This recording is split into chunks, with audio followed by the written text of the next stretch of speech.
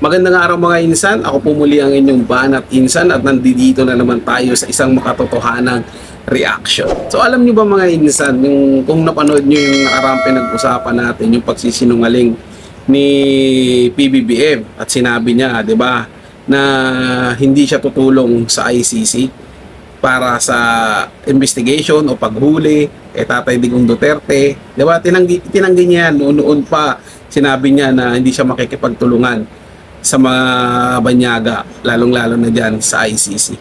Pero alam nyo ba, mga insan, na mayroong nag-leak na usapan patungkol doon sa participation ng ating gobyerno, lalong-lalo na ni Presidente Bongbong Marcos sa pagkakaaresto sa dating Pangulong Digong Duterte at kung paano siya nadala doon sa The Hague, Netherlands. Yan po yung ating bibigyan ng komento reaction sa araw na ito.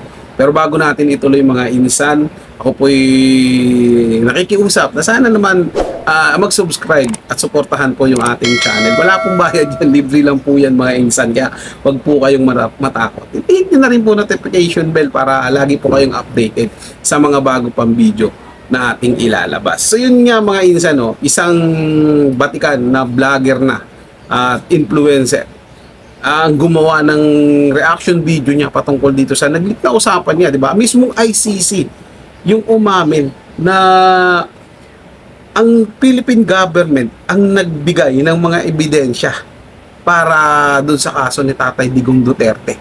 Di ba? At lumabas pa nga sa investigasyon mga insan, di ba?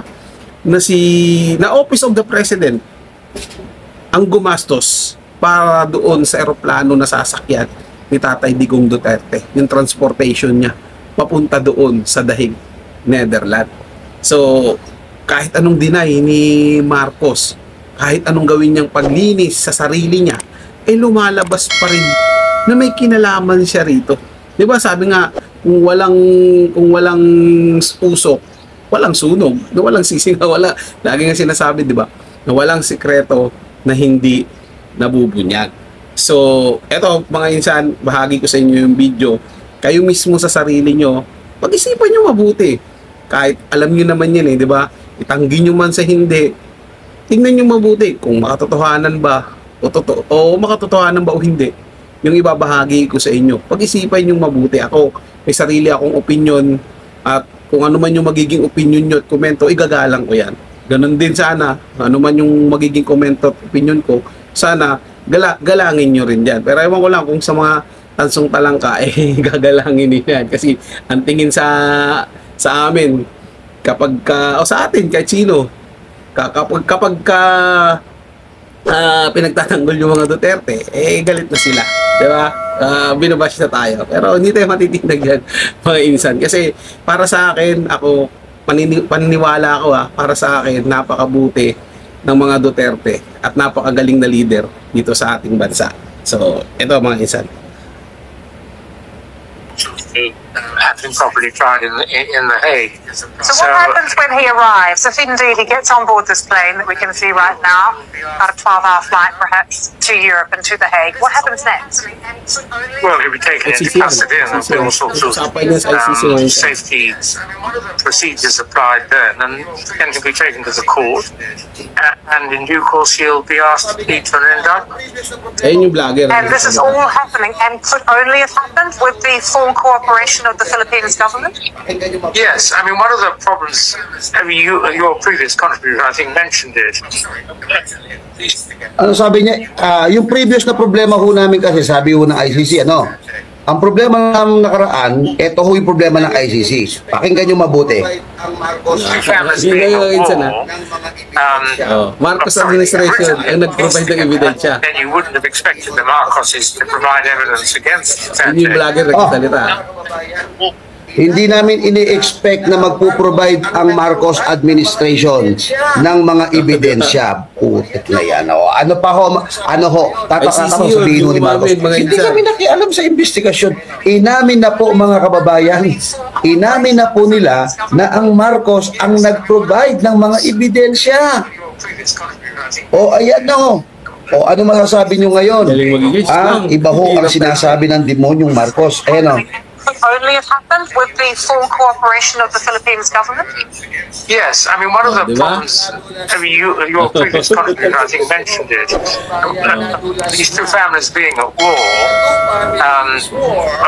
originally, peace Bati together, dati yan, the two then you wouldn't families. have expected the Bati Marcoses yan to na provide dati. evidence Tapos away na. against Turkey.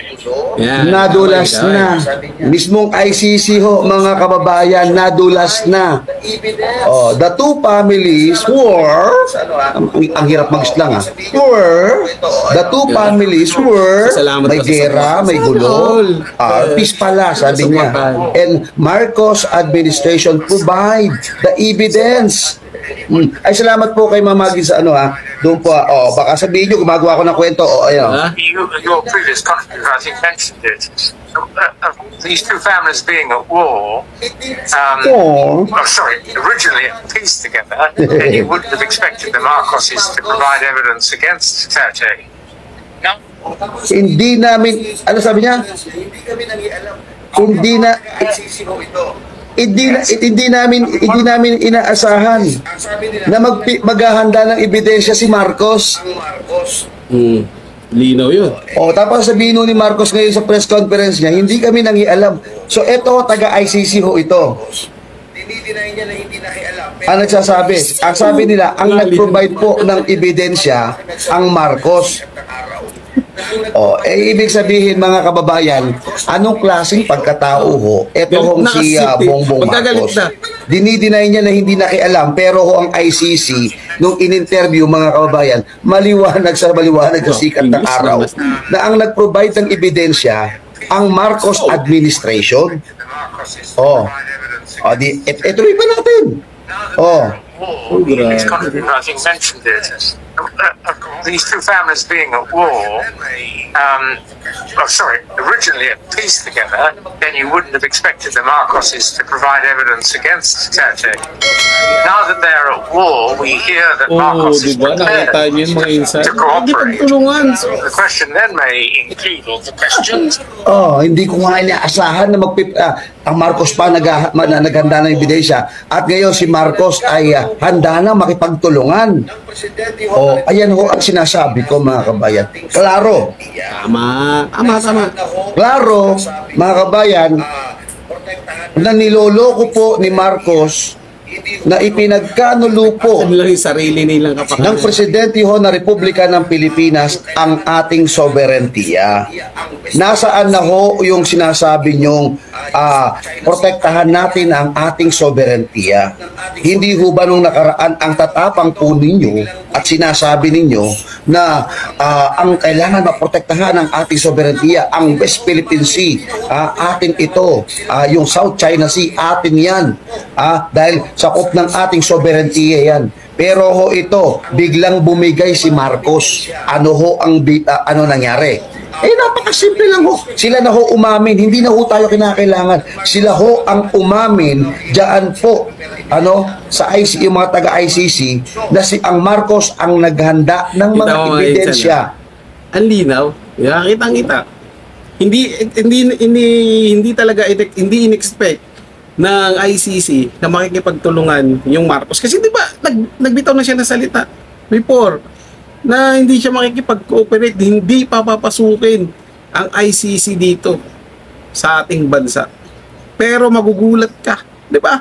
Sila ang nag-provide ng mga ebidensya at handa nang makipagtulungan sa ICC para sa investigasyon ni Tatay Digong Duterte. Di ba? Eto mga insan, bukod sa pagiging sinungaling ng ating Pangulo ngayon, wala siyang utang na loob. Bakit po sinabi? Naalala niyo po ba mga insan, kinasuhan yung nanay niya, si Madam Imelda, kinasuhan, papakulong, huhulihin, tinutulan po yan ni Tatay Digong Duterte. 'Di ba? Sabi niya, matanda na yan, bigay na lang natin yung panahon yun sa kanya, wag hulihin.